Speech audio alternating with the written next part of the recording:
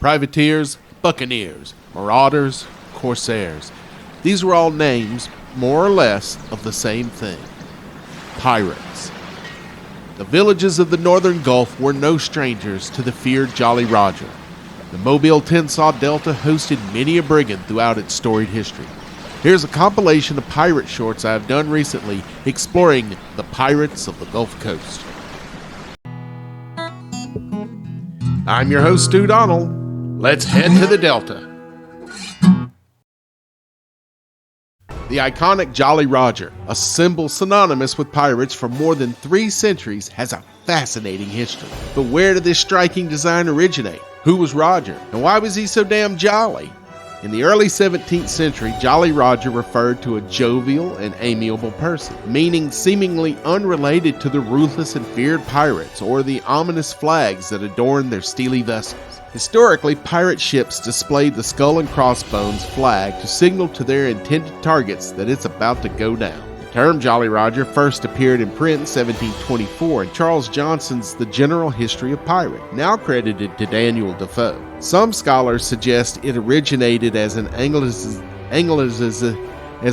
version of the French Joli Rouge, meaning pretty red, referring to the dreaded red flag. Others believe the name stems from Roger or Old Roger, an 18th century nickname for the devil. It's inspired by the grinning skull emblem. The skull and crossbones symbol was first documented on flags in the 17th century.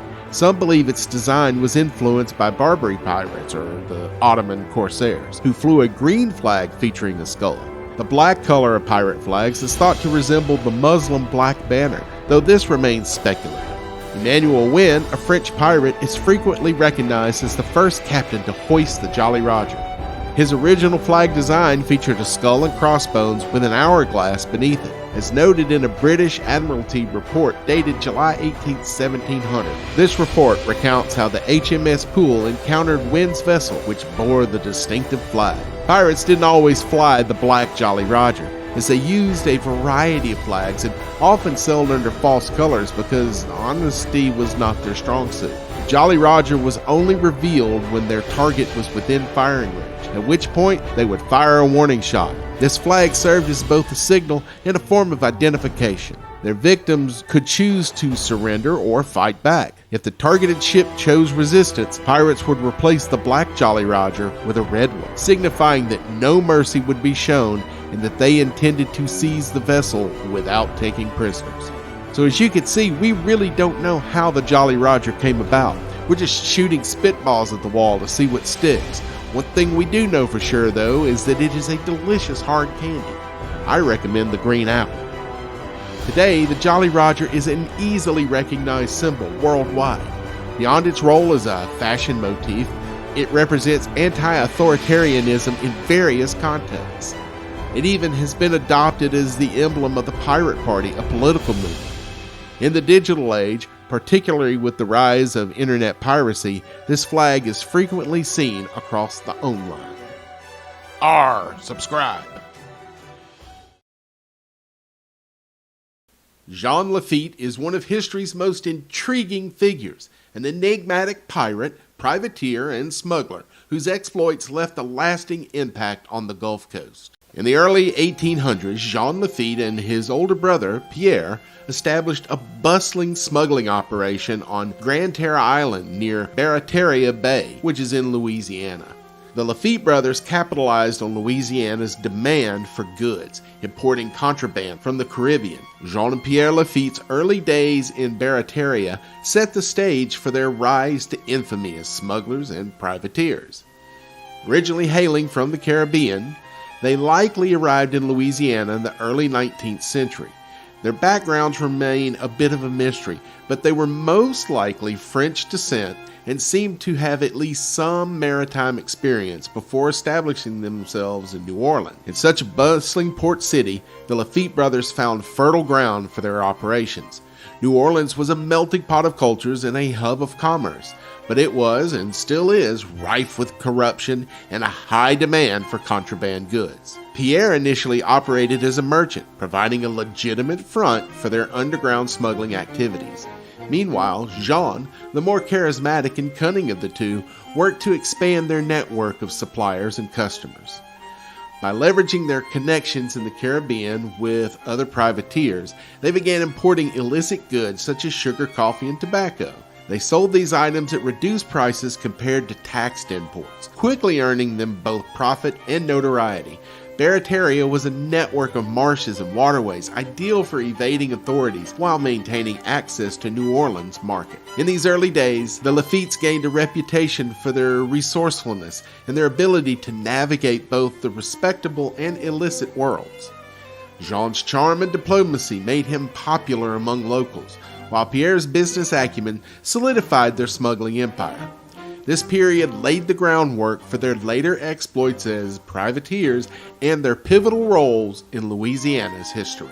During the War of 1812, the British recognized the strategic importance of Louisiana and were hell-bent on capturing New Orleans. Knowing the Gulf Coast was home to skilled privateers, including the infamous pirate Jean Lafitte, the British attempted to forge an alliance with him, hoping his naval expertise and fleet could bolster their efforts. The British emissaries approached Lafitte with a tempting offer: substantial wealth and a high-ranking position in the British forces, and protection for his Barataria smuggling base in exchange for his support in their campaign against the United States. Lafitte, however, saw an opportunity to play a different game. While outwardly entertaining the British proposal, he secretly informed American authorities about the approach, offering his allegiance to the U.S. in return for amnesty for him and his men. Although initially skeptical, due to Lafitte's reputation as a pirate, you see, the Americans eventually did accept his offer, and Lafitte provided crucial intelligence about British plans. This act positioned Lafitte as an unlikely hero in the conflict and paved the way for his role in defending New Orleans during the iconic Battle of 1815. Lafitte's cunning move not only safeguarded his smuggling empire, but also secured his place in Louisiana's history as a shrewd and daring figure. Lafitte's role in the Battle of New Orleans elevated him from outlaw to unsung hero. Despite being a smuggler and pirate, Lafitte proved to be an invaluable ally to the United States during the war. When General Andrew Jackson learned of Lafitte's offer of allegiance, Jackson initially distrusted him. After all, Lafitte had a well-known reputation as a scoundrel. However, Lafitte demonstrated his sincerity by providing crucial intelligence about British plans, which convinced Jackson of his loyalty. With that, Lafitte and his Baratarian privateers officially joined the American cause. During the Battle of New Orleans, Lafitte supplied much-needed flint, gunpowder, and artillery to the American forces. His resources proved invaluable in fortifying the city's defenses, as supplies were limited during the war. The Baratarian pirates were seasoned fighters, particularly in guerrilla and naval combat. They were stationed at key positions along the American defensive line at Chalmette battlefield. Their expertise with cannons and their fearless demeanor were vital to holding back British troops. Lafitte and his men knew the waterways and terrain of the Gulf Coast like the back of their hands. Their knowledge helped the Americans maneuver more effectively against the British by taking advantage of the unique and foreign environment. The American forces, under Jackson's leadership and with Lafitte's assistance, decisively defeated the British. Though the Treaty of Ghent had already been signed, unknown to the combatants at this time, the victory was pivotal in boosting American morale and securing New Orleans as a key port for the young nation. In recognition of Lafitte's contributions, the U.S. government ultimately granted him and his men a pardon for their past crimes. However, true to his nature, Lafitte did not abandon his heretical ways for long, resuming smuggling and privateering activities not long after the war, leaving many to question whether he ever had intentions to reform or if the allure of high-stakes adventure was just too strong. Lafitte's involvement in the Battle of New Orleans underscores his cunning, resourcefulness, and the complex duality of his character, a man who could be both rogue and patriot. His story remains a fascinating blend of heroism and infamy, turning him into a folk hero despite, or maybe because of, his outlaw status. To learn Under pressure from the authorities, Lafitte ultimately abandoned his stronghold in Barataria Bay in 1817 and relocated to Galveston Island in Texas, which was under Mexican control at the time. There, he established Campeche, a new base for his activities. Lafitte posed as an ally of Mexican revolutionaries, even flying a Mexican flag to maintain political cover, while continuing his piratical ventures. Lafitte would make Galveston Island his base of operations from 1817 to about 1820. During this time, he established Campeche, transforming the island into a hub for smuggling and privateering.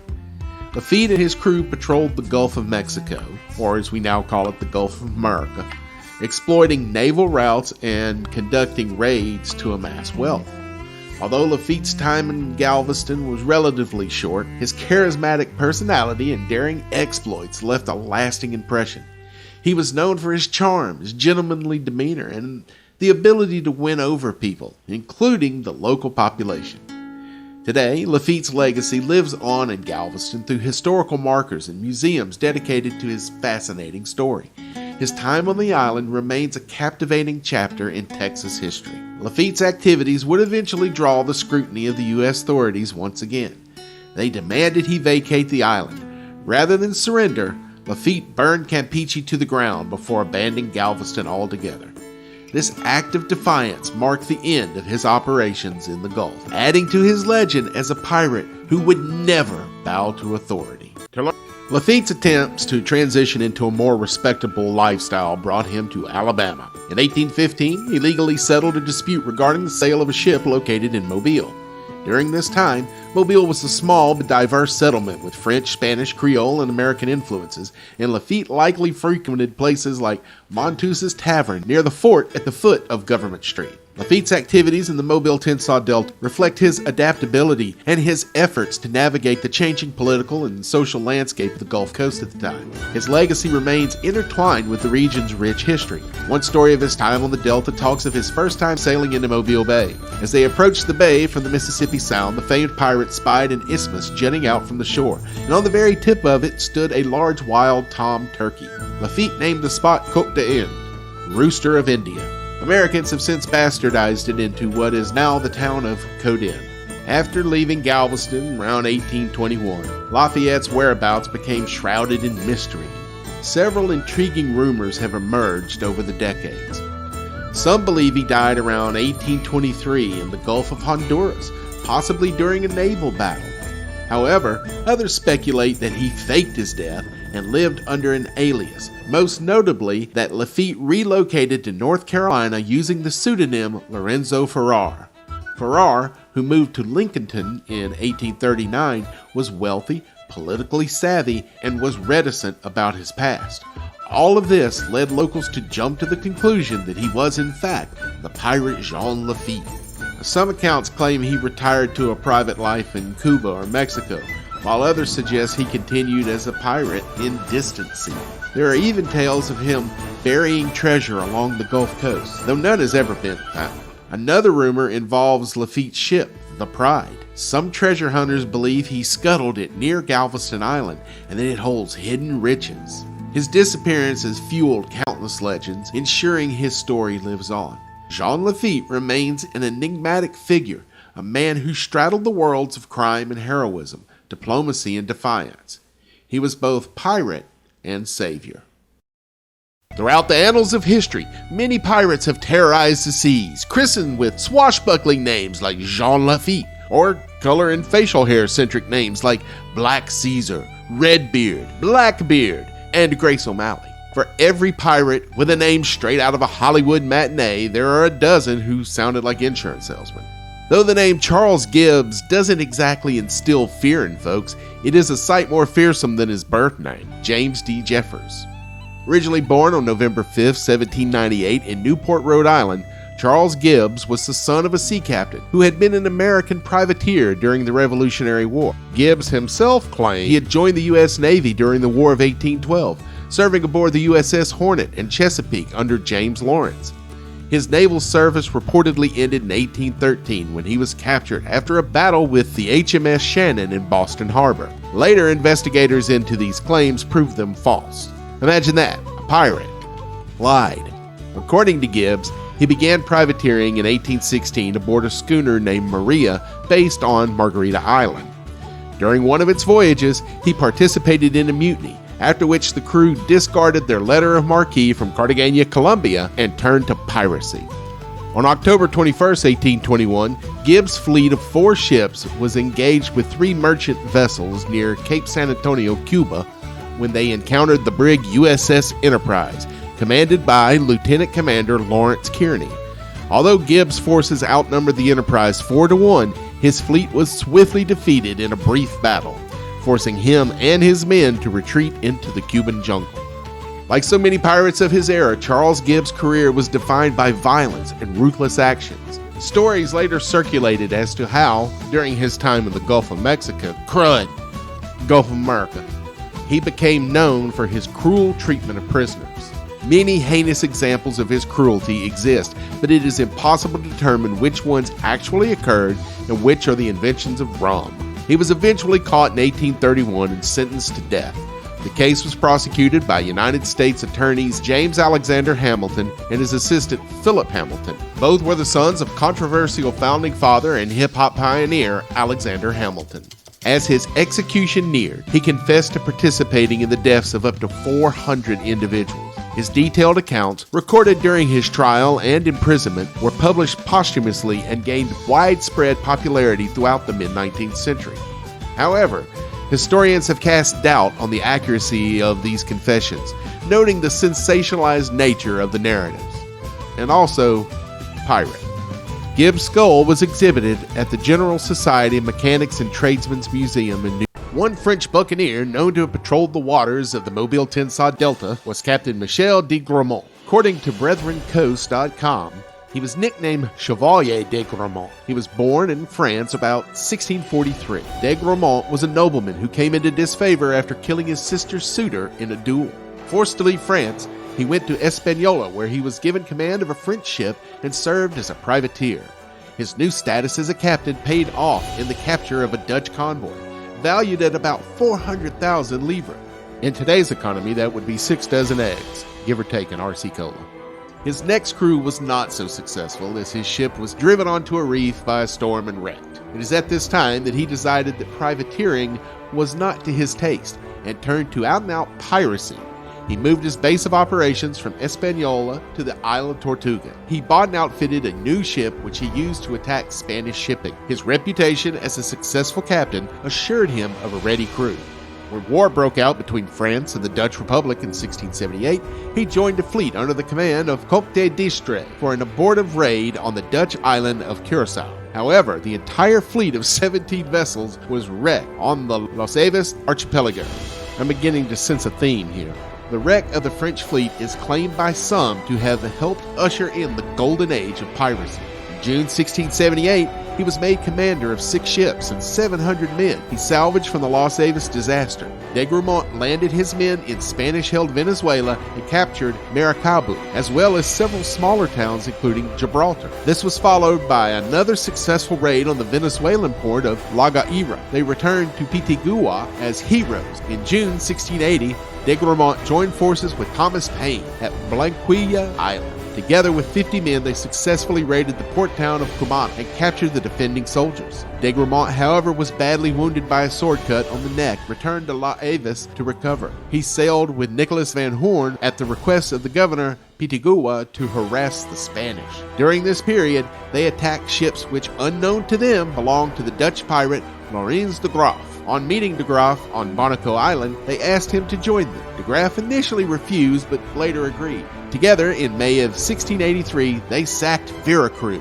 In April 1686, he was heading northeast to sail off to St. Augustine, Florida, planning a raid alongside French buccaneer Nicolas Brigand. A storm damaged and grounded Brigand's ship near Matanzas Inlet. Seriously, have these guys never heard of the Weather Channel?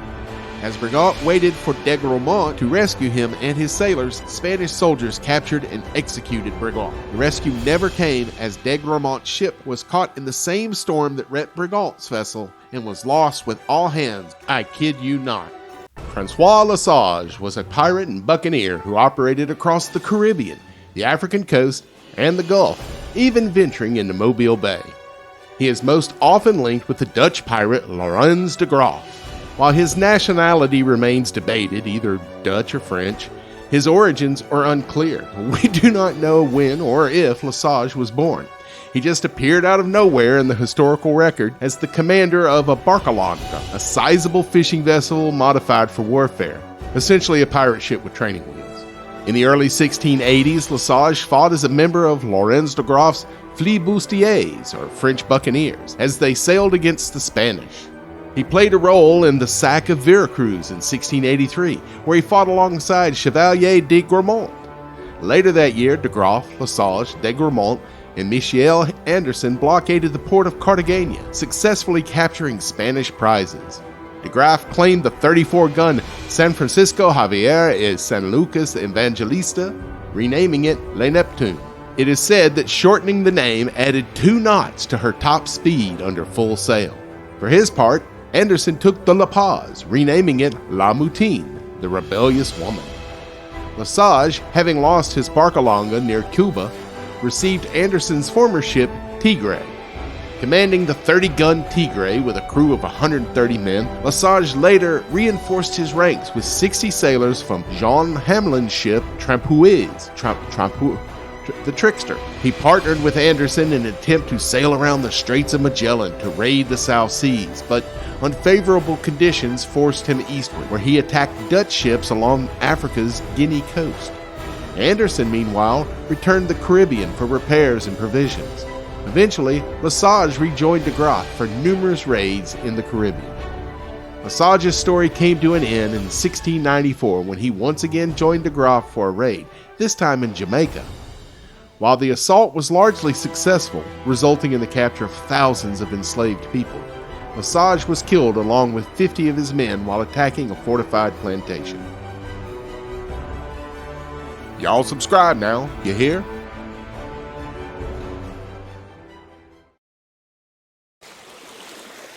There was one more pirate that patrolled the waters of the northern Gulf, a modern-day smuggler armed with a guitar and a song, the original parrot head himself, Jimmy Buffett.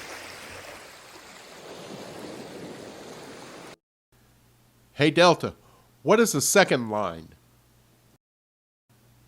The second line is a parade usually to honor someone who has just passed away. The main line, or first line, is the front section of the parade, in other words the folks with the permit and a brass band. The second line consists of people who follow the band. Now look here, they can be friends and family, or just folks who jump in, all willy-nilly to enjoy the music and free-form dance adorned with parasols and handkerchiefs. It is the very embodiment of celebration of life.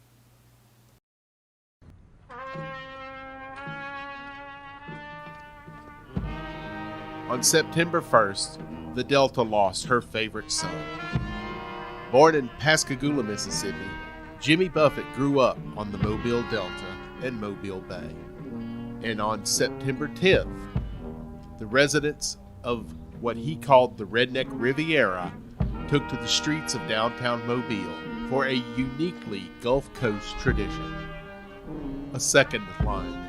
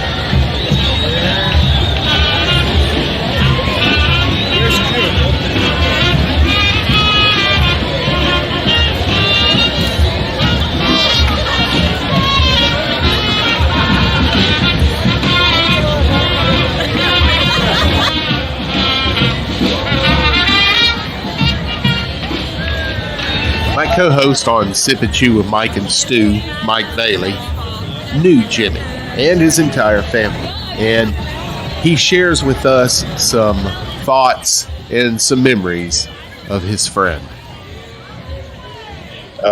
Jimmy Buffett is special to us along the coast here, especially in Mobile.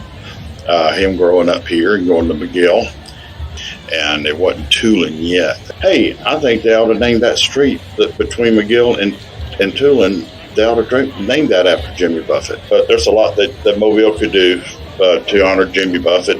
No, it's not many people who've become very iconic around the world. And a lot of his songs refer to food and drink. And you got a few that come to mind. And honor him yesterday, I went and had a cheeseburger with Heinz 57. There you go. And French fried potatoes and a cold draft beer.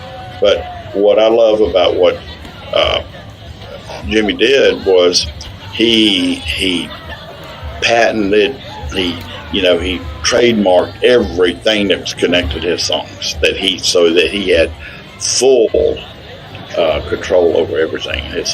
And became a billionaire from it. But he was a great businessman, but he had fun doing it. And, but still our hearts go out to the Buffett family and his sister, over at Lulu's over in Gulf Shores. But, the thing about Jimmy, he was, for the longest time, especially when his parents were still alive, you could find him anywhere around, like Thanksgiving and holidays. Mm-hmm. He'd come home, and there used to be a record store called Turtles Records. He was in there one day and signing autographs, and then he just might pop in a bar somewhere and start ask if he would ask if he could play, and he'd get up on stage and play instead of assuming that he did get turned away. One place I know there was a battle of the bands going on that one of the radio stations put on, and they were competing at a bar over on O'Shell Road. Okay. And he walked in and asked if he played, and they told him no. So he went down the road to another bar. They let him play down there. But you never know. And I used to call on Judge Ward Beams, and I used to call on Lucy too, especially when she was on Fish River, when Lulu was on Fish River. He could just pop in anytime, and he was so approachable, and only one other person I knew like that was Kenny Stabler. My deal was with Kenny Stabler.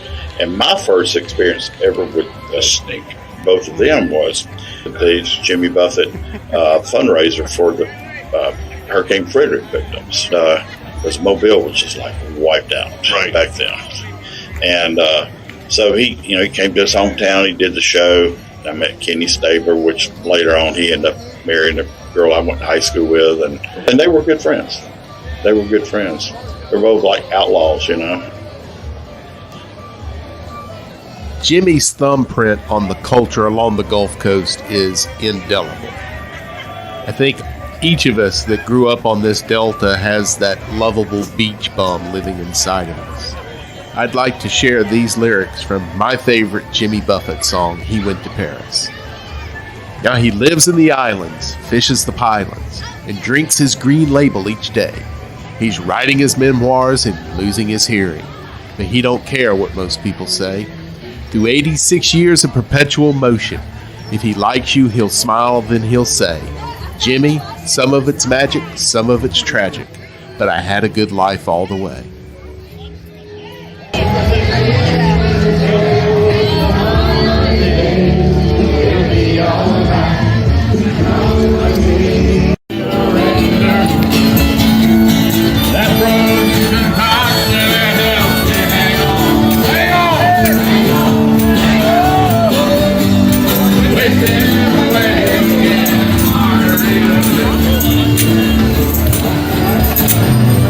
We're